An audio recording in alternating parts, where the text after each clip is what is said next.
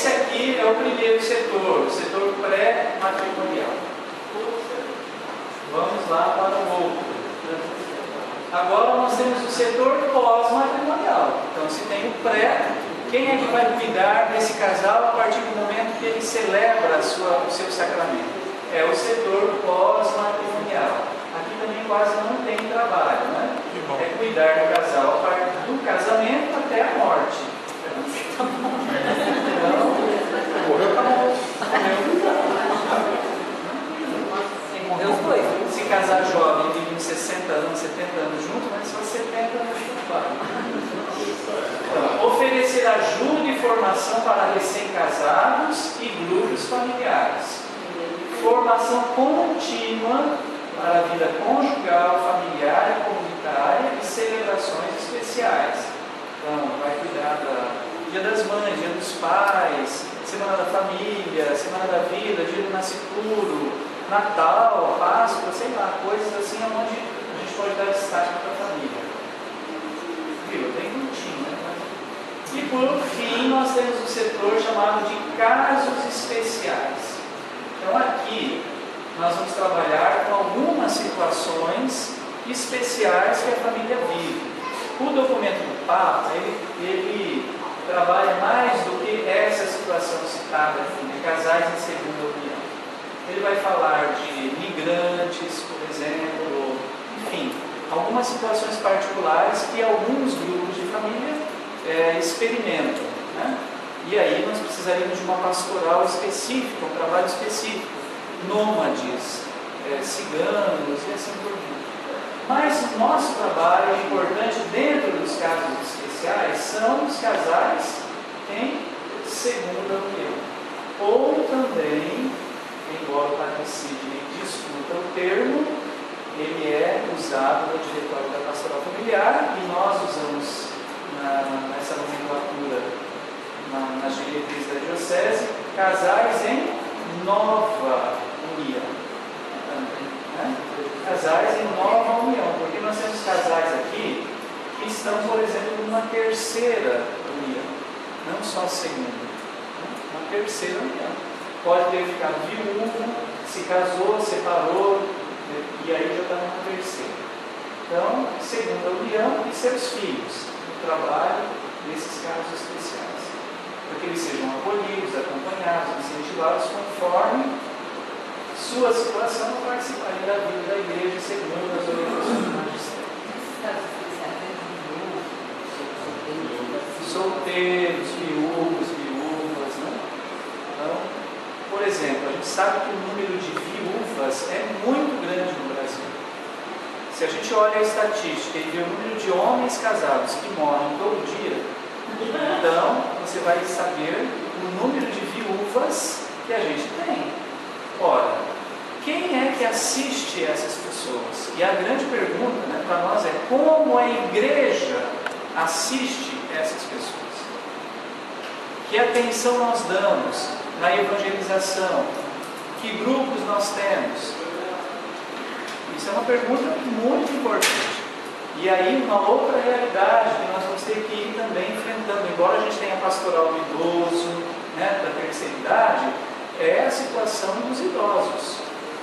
Como é que fica essa situação para a igreja? Como a igreja trabalha, né, com casais idosos ou com viúvos idosos?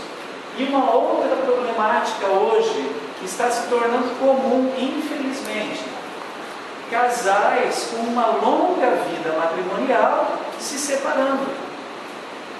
Então nós temos hoje, mais do que em outros tempos, casais com 20, 25, 30 anos de casamento se separando.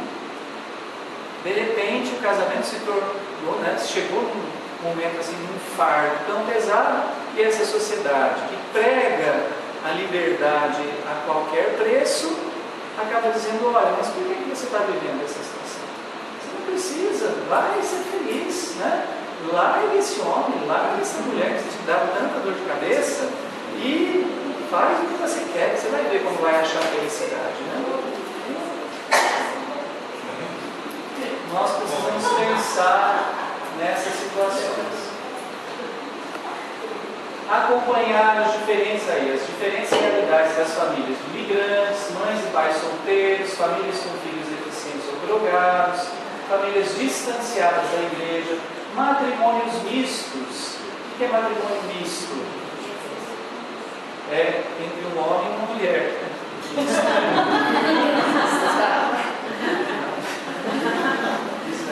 Isso também dá processo. Não citou nome? Matrimônios mistos é quando um é de uma religião e o outro de outra religião. Tá? Você tem um católico com um luterano, alguma coisa assim.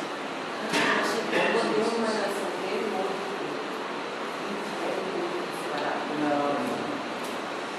Aqui é de religião. Atenção especial aos idosos, viúvos, casais de segunda união, autorizam.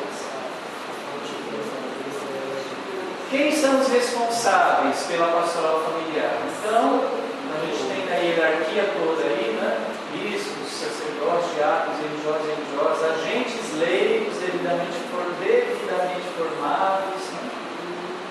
Movimentos, serviços e institutos familiares, as famílias, os leigos especializados.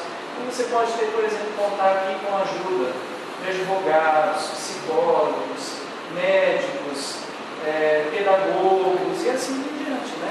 Essas especialidades aqui, elas ajudam muito no trabalho da pastoral. Você a compreender a pessoa, os relacionamentos. Outros agentes, aqui para casos especiais, a gente vai precisar, né, de alguns agentes preparados para trabalhar nesses casos. A pastoral familiar constrói sua organicidade, daí o termo pastoral orgânica, buscando estabelecer cooperação com outras iniciativas da igreja, no estilo corpo de Cristo. Essa palavra orgânica na igreja, ela foi bastante usada, hoje não é usada muito mais, mas continua valendo. Ela se refere a organismo, né? A um organismo. A pastoral na igreja precisa funcionar como funciona um organismo vivo, onde cada parte está interligada e sem essa conexão aí, sem essa ligação, aquele organismo não sobrevive. Por isso, aqui fala no estilo corpo de Cristo, né? Aquela apresentação que São Paulo faz da igreja. A igreja é como um corpo onde cada membro tem o seu papel, a sua função. Se um membro do corpo se ressente, todo o corpo vai sentir e assim por diante.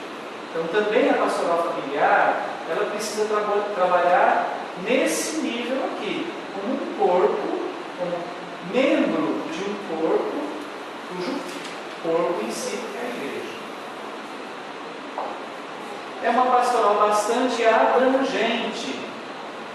Inclui o casal, os filhos, os parentes, a comunidade, a sociedade. Então, como é que a gente vai trabalhar com todas essas instâncias da vida familiar? Por mais que a gente tenha 30 casais, né? O que são 30 casais para cuidar de todos esses níveis aqui? Por isso, ela deve trabalhar com outras pastorais. Aqui a gente começa a ir abrindo, né, uma chave importante do trabalho da pastoral familiar. Ela precisa trabalhar com outras pastorais. Por quê? Vamos ler junto aí para a gente participar também? Por quê? Tudo parte da família e ao mesmo tempo tudo se dirige à família. É voltada para a família, um dos eixos transversais de toda a ação evangelizadora. Isso aqui está no documento de Aparecida. Tá? No documento de Aparecida, os bispos falando, olha, a pastoral familiar, né, a pastoral familiar é um dos eixos transversais de toda a ação evangelizadora. O que quer dizer isso?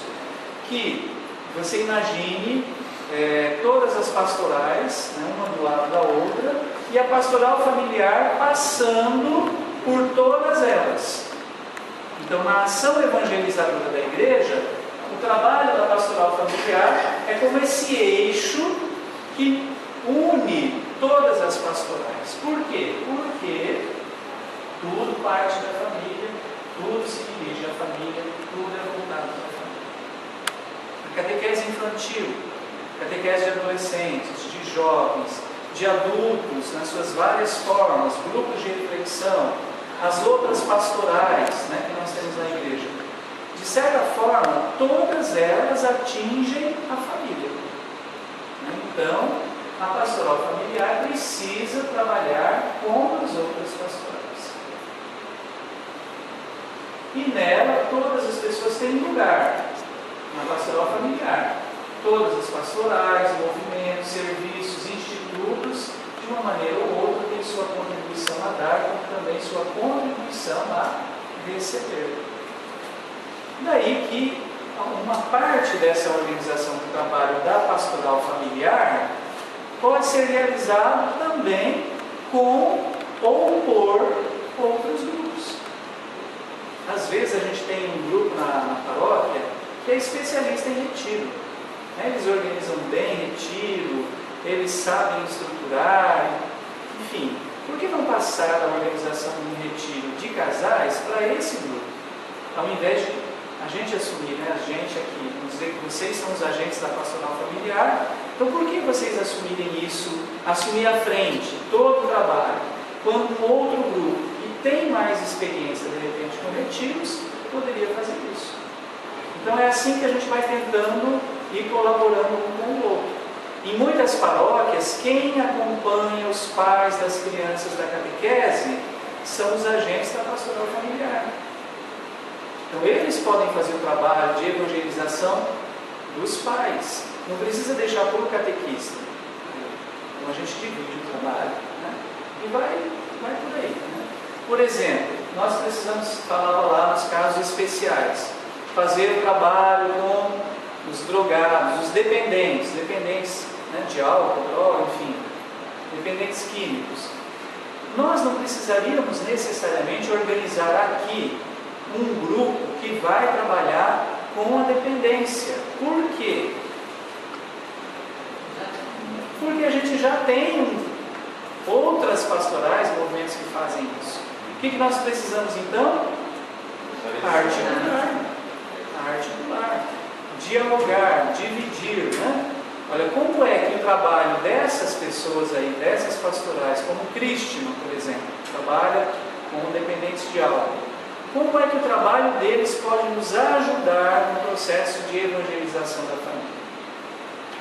Então, eles precisam conhecer um pouquinho a proposta da pastoral familiar, as prioridades da diocese. E aí, então, a gente pode trabalhar em conjunto. Com a catequese, por exemplo, vamos fazer um trabalho de conscientização sobre a questão das drogas com as crianças da catequese.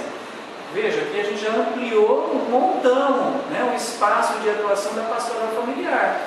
Crianças, dependentes, né, e os agentes da pastoral.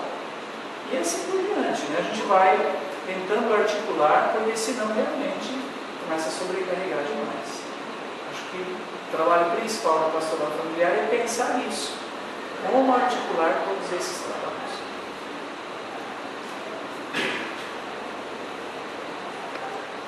A pastoral familiar surge como uma resposta da igreja em favor da família, que, agredida, se desestrutura e tem dificuldades de existir, evangelizar os relacionamentos e formar cidadãos.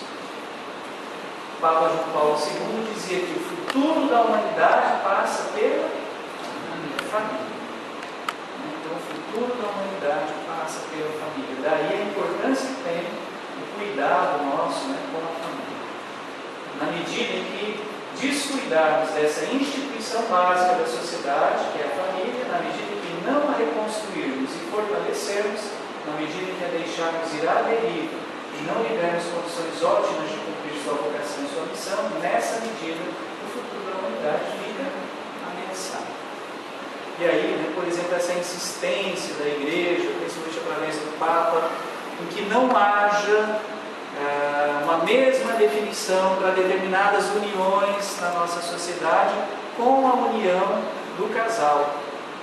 Né? Porque a gente acredita que isso pode ser uma ameaça para essa estrutura familiar que mantém a sociedade. Porque certos valores começam a ser perdidos. A família é essencial para construir um futuro digno para a sociedade humana. A verdade é que tudo passa pela família. Para o ser humano, tudo se inicia na família. Ali são postos os fundamentos sobre os quais se constrói a vida de cada um. Na medida em que a passagem pela família for desastrosa, também o futuro será desastroso. Na medida em que essa passagem for positiva, educadora, personalizada, socializadora, o futuro será bom. Sobre a implantação da pastoral, aí o Papa João Paulo II, falando aos bispos brasileiros em Roma no ano de 90, dizia: em cada diocese, vasta ou pequena, rico ou pobre, dotado ou não de clero, o bispo estará agindo com sabedoria pastoral, estará fazendo investimento altamente compensador, estará construindo a médio prazo a sua igreja particular, à medida que der o máximo apoio a uma pastoral familiar efetiva. Olha, em 1990.